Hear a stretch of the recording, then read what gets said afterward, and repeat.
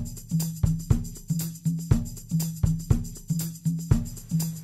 everyone, it's Megan from the Music Therapy Annex. Today I want to share with you one of my favorite ways to open a drumming group. This is really simple, it's really easy, and it's a great way to get your clients immediately in the music and jamming and having fun without really giving a lot of directions, which I always think is the best way to start right off the bat. This is especially great if you're working with adult clients, especially ones that maybe don't have a lot of previous music experience and maybe coming into a group like this a little apprehensive about what this whole music therapy thing is about. So this is a great way to just get them playing and kind of loosen them up a little bit.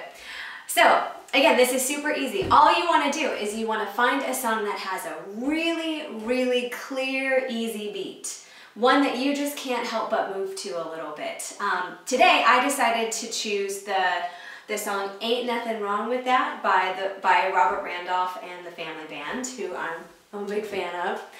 And this is a song that has a really strong beat. I love jamming to this song, and it's one that's really easy to play to.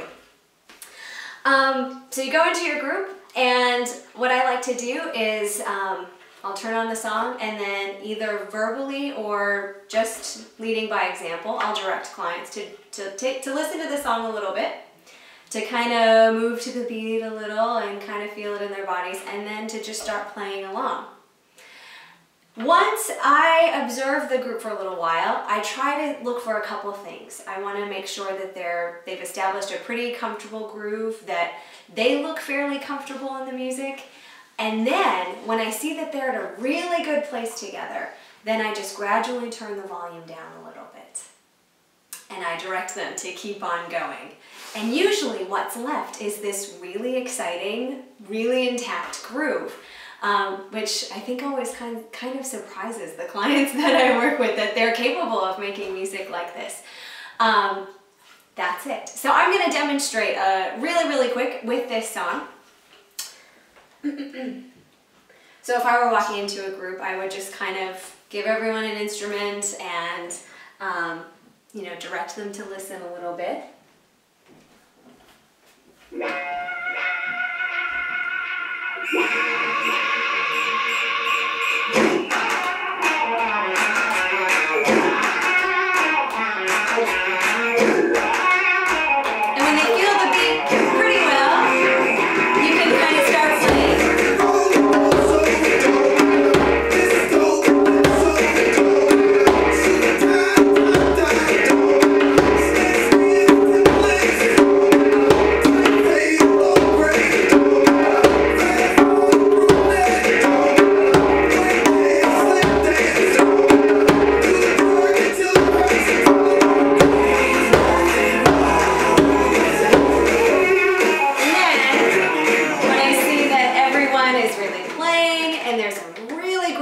Established, I'll gradually turn the volume off and direct them to keep on playing. And usually the result is pretty exciting. So a couple tips to keep in mind when you're doing this. Again, choose a song that has a beat that's really, really easy to follow. Again, I don't think I turned this down all the way. A beat that's really easy to follow. I would even recommend playing, if you're doing this for the first time, kind of playing with it at home just to make sure. There's been a couple times I've tried some new songs with a group, and a beat that I thought was pretty easy was a little bit more complicated when I brought it in. So make sure that it's easy and it's really, really clear.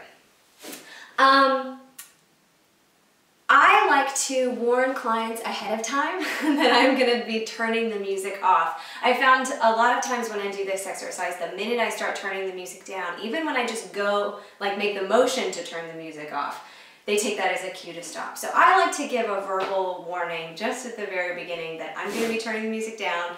I want you to keep playing. Okay? If you're working with a drumming group that's been playing together for a little while, you can still use this exercise. There's so many things that you can do with it.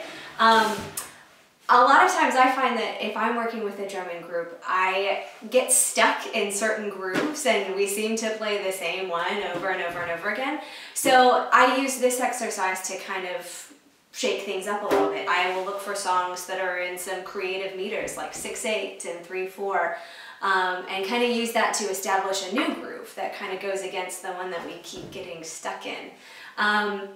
The GarageBand loops are actually a great resource for this. So I would check them out, go through a lot of them. They have a lot of kind of world percussion loops and cool meters that would be really neat to use for this exercise. So this isn't just about getting clients having fun. There's a lot of therapeutic connections that you can make with this exercise, whether it's so this exercise isn't, you know, like everything we do as music therapists, it's not just about having fun and jamming and the music, although that's a part of it. There's a lot of therapeutic connections that you can make with this exercise, more than I can even go into talking about, whether it's working on stress reduction, attention, group cohesion, relationship building, all of that. My favorite purpose for using this exercise is for assessment. When I get invited to do drumming groups, very often I get little to no information about the clients that I'm working with. And so this is a way for me to kind of quickly gauge where my clients are. I look for a couple things. Are they able to play together? Are members able to keep a steady beat? Is there anyone that's really struggling with this, or anyone that's just not able to kind of get in that groove? That information is going to really affect how I tailor some of my other interventions that I bring in. So I use this time, since my hands are free and my concentration is free, to really observe the group and kind of take some notes on what I'm seeing. Are members able to get comfortable really quickly? Are they able to come in, listen, and kind of groove a little bit, or are they still really apprehensive? This is a pretty, I would say, a pretty non-directive exercise. So if I'm sensing that members are struggling with this, I may scale back a lot of the other things that I bring into the group. And then I also look for any interactions that are happening in the group. Is there anyone that's kind of pairing up or playing off of one another's rhythm? Is there any eye contact that's happening, or kind of inside jokes that are coming out? I try to use this time to observe what kind of relationship dynamics are happening in the group. And so on. There's so much that you can do with this exercise, and I love how simple it is. So if you're a student and you're getting invited to your first drumming group, this is a great thing to bring in, and there's so many things that you can do with it. So thank you for watching. I have a lot of other resources for music therapists on my blog, the Music Therapy Annex. So I invite you to come check it out. It's www.musictherapyannex.com. And I'm so excited to be sharing this information with the eclectic guitar. See you all later.